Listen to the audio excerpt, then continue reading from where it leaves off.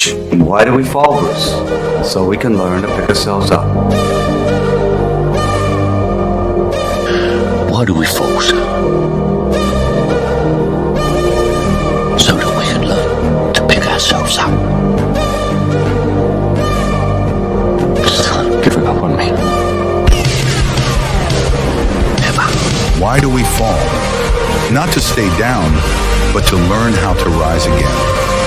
Every fall teaches us something: strength, patience, resilience. Falling isn't failure. It's how we grow, how we evolve. The real power isn't in never falling. It's in getting back up every single time. દોસ્તો UPSC અને જીપીએસસીની એક્ઝામમાં પણ આ જ છે. કોઈ prelim stage પર તો કોઈ મેઇન સ્ટેજ પર અને કોઈ ઇન્ટરવ્યૂ સ્ટેજ પર ફેલ્યુરનો સામનો કરે છે.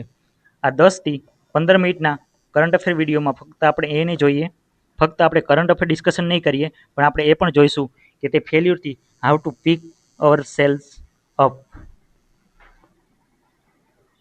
આજનો ફર્સ્ટ ટોપિક છે ઇન્ડિયા બાંગ્લાદેશ રિલેશન, સેકન્ડ છે નેટ ગ્રીડ, થર્ડ છે દિલ્હી ગવર્મેન્ટે અટલ કેન્ટીન ઓપન કરી છે, ફોર્થ છે ઓડિશામાં નક્સલિઝમને કમ્પ્લીટલી સમાપ્ત કરી દેવામાં આવ્યું છે, ફિફ્થ છે ઇન્ડિયન આર્મીએ સોશિયલ મીડિયા પોલિસી રિલેક્સ કરી છે, સિક્સ છે યુએસ મિલિટરીએ વેનેઝુએલન ઓઇલને ક્વોરન્ટાઇન કરી દીધું છે, સેવન્થ છે ચાઇનાએ રિપ્લાય આપ્યો છે ગઈકાલે જે પેન્ટાગોનનો રિપોર્ટ આવ્યો હતો ઇન્ડિયા ચાઇના રિલેશન પર. સિક્સ છે ગુજરાત વિધાનસભાના ડેપ્યુટી સ્પીકર એ રિઝાઇન કરી દીધું છે, અને નાઇન્થ છે સ્પોર્ટ પર છે વુમન પ્રીમિયર લીગ 4th સિઝનની શરૂઆત થવાની છે તેના વિશે છે. દોસ્તો ગઈકાલે આપણે ઇન્ડિયા બાંગ્લાદેશ રિલેશન પર ડિટેલમાં ડિસ્કશન કર્યું હતું. તો જે પણ લોકોએ ગઈકાલનો વિડીયો નથી જોયો તે ગઈકાલનો વિડીયો વિઝિટ કરી શકે છે. આજે ફક્ત આપણે રિવિઝન કરીશું જે એક્ઝામ લક્ષી ઇમ્પોર્ટન્ટ છે. દોસ્તો આપણે ગઈકાલે જોયું હતું કે જિયોગ્રાફીમાંથી બાંગ્લાદેશની જિયોગ્રાફીમાંથી શું ક્વેશ્ચન પૂછાઈ શકે. તો બાંગ્લાદેશને ઇન્ડિયાના કયા કયા સ્ટેટ ટચ કરે છે, જેમ કે વેસ્ટ બેંગાલ, આસામ, મેઘાલયા, ત્રિપુરા અને મિઝોરમ. આ સિવાય દોસ્તો આ ખાસ યાદ રાખજો કે સિક્કિમ બાંગ્લાદેશને ટચ કરતું નથી. આ સિવાય બાંગ્લાદેશ અને ઇન્ડિયા બંને સાર્ક અને બિમ્સ્ટિકના મેમ્બર છે, અને બાંગ્લાદેશે ઇન્ડિયાનું લાર્જેસ્ટ ટ્રેડિંગ પાર્ટનર છે સાઉથ એશિયામાં. આ ફેક્ટ ખાસ યાદ રાખજો, એક્ઝામમાં સીધું સ્ટેટમેન્ટ આમાંથી આવી શકે છે. સેકન્ડ ટોપિક છે નેટ ગ્રીડને એનપીઆર એટલે કે નેશનલ પોપ્યુલેશન રજિસ્ટર જોડે લિંક કરવામાં આવી છે. તેના વિશે છે નેશનલ પોપ્યુલેશન રજિસ્ટરમાં 119 કરોડ ઇન્ડિયન રેસિડેન્ટનો ડેટા છે, તેની જોડે નેટ ગ્રીડને લિંક કરવામાં આવી છે. તો નેટ ગ્રીડનું આપણે થોડું બેકગ્રાઉન્ડ જોઈ લઈએ, તેમાંથી સીધો ક્વેશ્ચન બની શકે છે. અને આ સિવાય એનપીઆર પર પણ પ્રિલિમ્સ એક્ઝામમાં સીધો ક્વેશ્ચન બની શકે છે.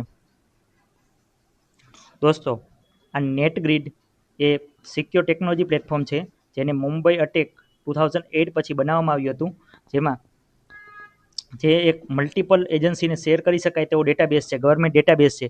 તેમાં તેની મદદથી કાઉન્ટર ટેરરિઝમ, ઓર્ગેનાઇઝ ક્રાઇમ અને serious offensive ઇન્વેસ્ટિગેશનમાં government security એજન્સીને help મળશે. અને ખાસ યાદ રાખજો કે નેટ ગ્રીડ એ અટેચ ઓફિસ છે, અને એ મિનિસ્ટ્રી ઓફ હોમ અફેરના અંડરમાં આવે છે. આમાંથી સીધો ક્વેશ્ચન આવી શકે છે.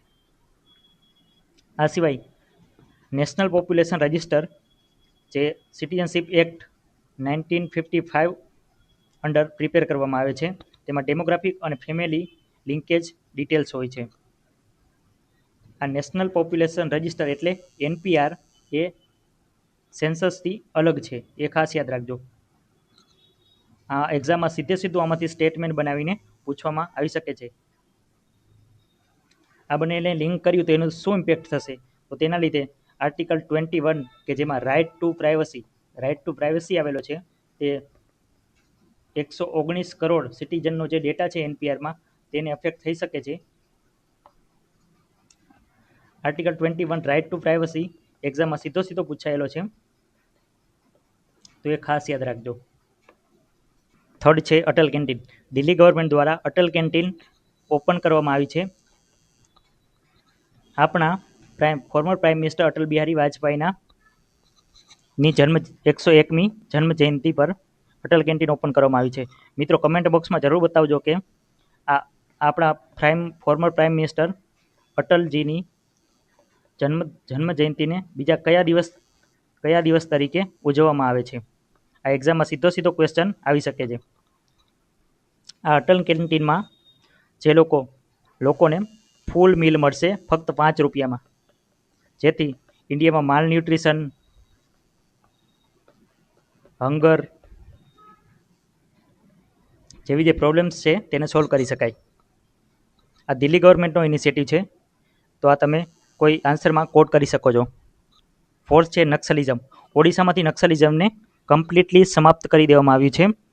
આપણો ગવર્મેન્ટનો ટાર્ગેટ છે 31 માર્ચ 2026, 31 માર્ચ 2026 એક ઇન્ડિયન ગવર્મેન્ટનો ટાર્ગેટ છે નક્સલ ફ્રી ભારત બનાવવાનો ટાર્ગેટ એક્ઝામમાં સીધો પૂછાઈ શકે છે 31 માર્ચ 2026. તો એને ખાસ યાદ રાખજો.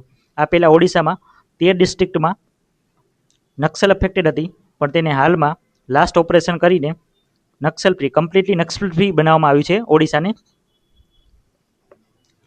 ગંજામ અને કંધમલ બોર્ડર જે લાસ્ટ નક્સલ અફેક્ટેડ ડિસ્ટ્રિક્ટ હતી ત્યાંથી નક્સલિઝમને સમાપ્ત કરી દેવામાં આવ્યું છે. મિત્રો આ કંધમલ બોર્ડર છે, તો કંધમલ હલ્દી કરીને એક ઓડિશાની બ્રાન્ડ છે જેને જીઆઈ ટેગ મળેલું છે. તો એક્ઝામમાં તે મેચ ધ ફોલોઈંગમાં સીધું પૂછાઈ શકે છે. તો યાદ રાખજો, કંધમલ હલ્દી આવે તો જે જીઆઈ ટેગ મળેલું છે જે ઓડિશાની છે, અને કંધમલમાં નક્સલિઝમ અફેક્ટેડ જે લાસ્ટ રિજિયન હતો ત્યાંથી નક્સલિઝમ ઓડિશામાં સમાપ્ત કરી દેવામાં આવ્યું છે. અને ઇન્ડિયન ગવર્મેન્ટનો ટાર્ગેટ છે 31 માર્ચ 2026. ફિફ્થ ન્યૂઝ છે ઇન્ડિયન આર્મી દ્વારા રિલેક્સ કરવામાં આવે છે સોશિયલ મીડિયા પોલિસી. તો હવે ઇન્ડિયન આર્મી દ્વારા જે રિલેક્સ કરવામાં આવી છે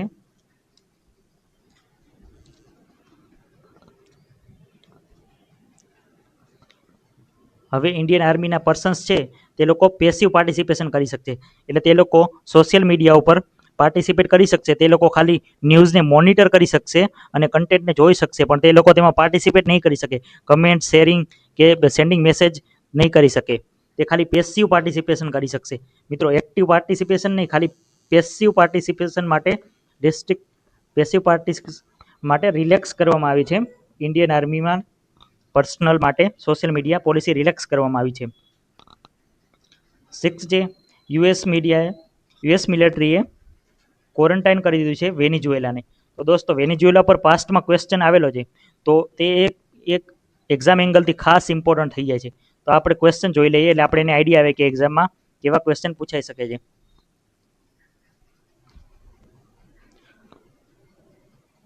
આ યુપીએસસી પ્રિલિમ્સ 2024માં ક્વેશ્ચન આવ્યો હતો, જે યુપીએસસી પ્રિલિમ્સ મેં ક્લિયર પણ કરી હતી.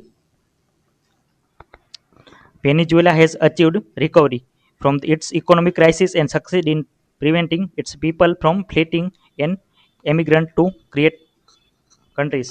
તો વેનેઝુએલામાં આ સમયે પોલિટિકલ અને ઇકોનોમિક ક્રાઇસિસ ચાલુ હતા, એટલે એ રેપિડ રિકવરી થઈ નથી. એટલે ફર્સ્ટ સ્ટેટમેન્ટ રોંગ છે. તો ફર્સ્ટ સ્ટેટમેન્ટ રોંગ થાય તો આમાંથી કયો આન્સર આવી જાય? ફર્સ્ટ સ્ટેટમેન્ટ કરેક્ટ વાળું તો નીકળી જાય, સી. હવે સેકન્ડ સ્ટેટમેન્ટ જોઈએ. Venezuela has world largest oil reserve.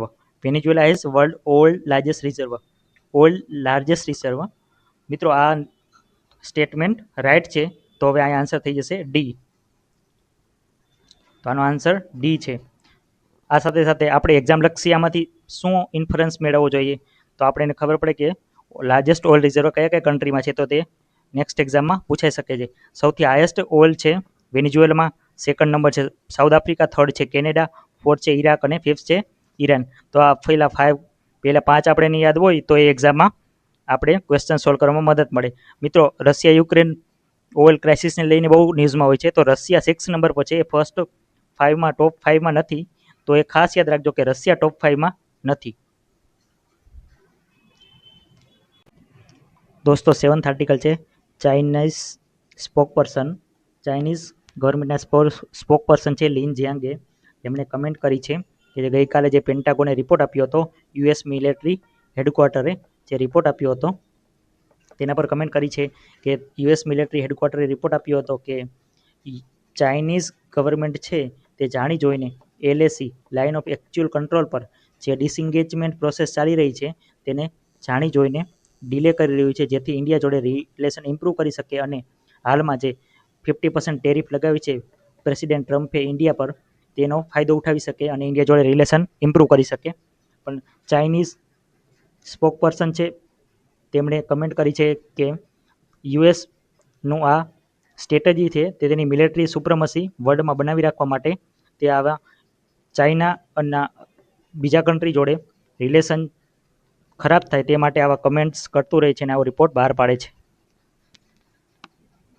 8 article છે. 8મો આર્ટિકલ છે ગુજરાતના ડેપ્યુટી સ્પીકરે રિઝાઇન કર્યું છે. તો દોસ્તો, તમને જીપીએસસીની તૈયારી કરતા હોય તો તમને આઈડિયા હોવો જોઈએ કે ગુજરાત એસેમ્બલીના ડેપ્યુટી સ્પીકર કોણ છે. ગુજરાત એસેમ્બલીના ડેપ્યુટી સ્પીકર હતા જેઠ્ઠાભાઈ ભરવાડ, જેમણે હાલમાં રિઝાઇન કરી દીધું છે. તેમને રિઝાઇન આપ્યું છે તેમના બિઝી શેડ્યુલના કારણે તેમણે રિઝાઇન કરી દીધું છે. આ સિવાય ગુજરાત એસેમ્બલીના સ્પીકર કોણ છે? તો ગુજરાત એસેમ્બલીના સ્પીકર છે શંકરભાઈ ચૌધરી. અને હાલમાં સ્પોર્ટમાં 9 જાન્યુઆરીથી વર્લ્ડ વુમન પ્રીમિયર લીગની શરૂઆત થઈ રહી છે.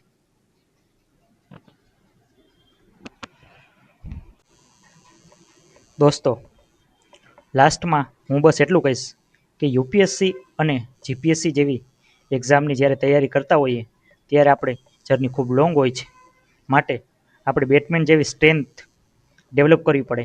એટલે કે સિલેબસમાં જે ટોપિક આપણા વીક હોય તેણે વારંવાર રિવિઝન કરી અને મજબૂત બનાવવા જોઈએ અને બેઝિક એકદમ સ્ટ્રોંગ રાખવું જોઈએ.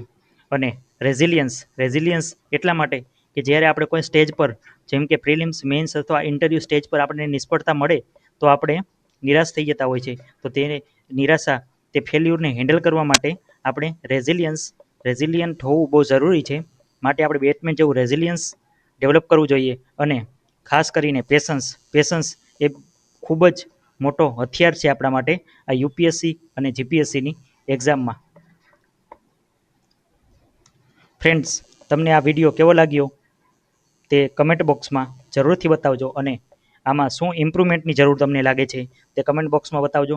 આ સિવાય મેં જે ક્વેશ્ચન પૂછ્યા છે હું આશા રાખું કે તમે એના આન્સર જરૂરથી આપશો. તો મારા વિડીયોને લાઈક કરો, શેર કરો અને સબસ્ક્રાઈબ કરો. અને મારી ટેલિગ્રામ ચેનલને વિઝિટ કરવાનું ભૂલતા નહીં. ત્યાં તમને આ કરંટ અફેરની PDF મળી જશે.